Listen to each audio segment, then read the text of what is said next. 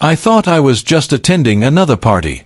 The kind of party you go to out of obligation, nod politely, smile at people you barely know. But tonight was different. I had a plan. A plan she'd never see coming. Her name is Maya. My wife. My once beloved. And my nightmare. Months ago, I discovered the texts, the calls, the secret meetings. She had been cheating. I had tried to reason with her, to forgive her, to patch the cracks, but nothing worked. And tonight, I decided she would face the consequences. I walked in, calm, collected, and noticed her across the room. She was laughing, chatting, her hand brushing against another man's arm in that way I used to adore. But now, it made my stomach twist with disgust. I made my way through the crowd, chatting casually with people, letting her think I was oblivious. Letting her feel safe. And then, the moment arrived. "Everyone, may I have your attention?"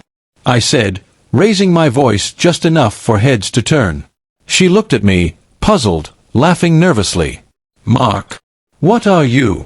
I held up a small, sleek envelope. "Maya, you're going to want to see this." Her eyes widened. Panic flitted across her face. The man she had been flirting with shifted awkwardly.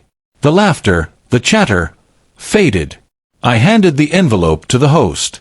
"Would you mind reading it aloud?" The host hesitated, sensing the tension, then opened it. A hush fell over the room as they read. "To everyone here, Maya has something to confess. She has been unfaithful to me. These texts, calls, and meetings with other men are documented. The consequences of her actions are serious, and tonight, she will face them."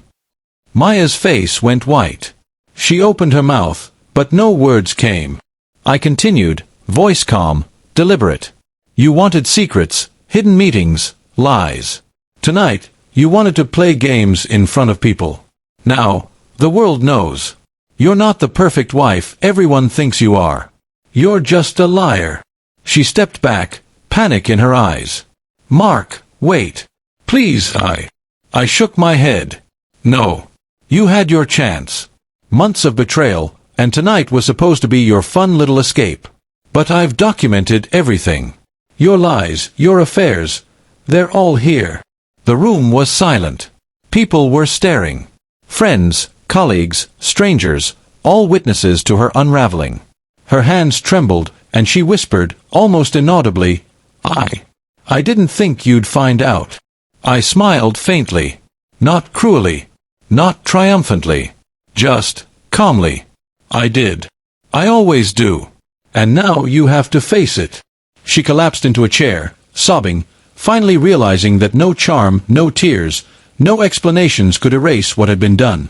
The man she had been with shifted awkwardly, then slowly backed away, leaving her isolated in the center of the room. I turned and walked away, letting the moment settle. The shock, the humiliation, the realization, it was hers to own. I didn't shout, I didn't yell. The truth was louder than any words I could have spoken. As I stepped outside into the cool night air, I felt a strange relief. The betrayal, the heartbreak, it still hurt. But seeing her face when she realized she couldn't hide from the truth, that was clarity. That was justice. Some nights teach you more than months of therapy ever could. And some surprises are meant to expose the truth, not to punish, but to finally make the betrayer see the consequences of their choices. I had my closure. She had her lesson. I finally felt free.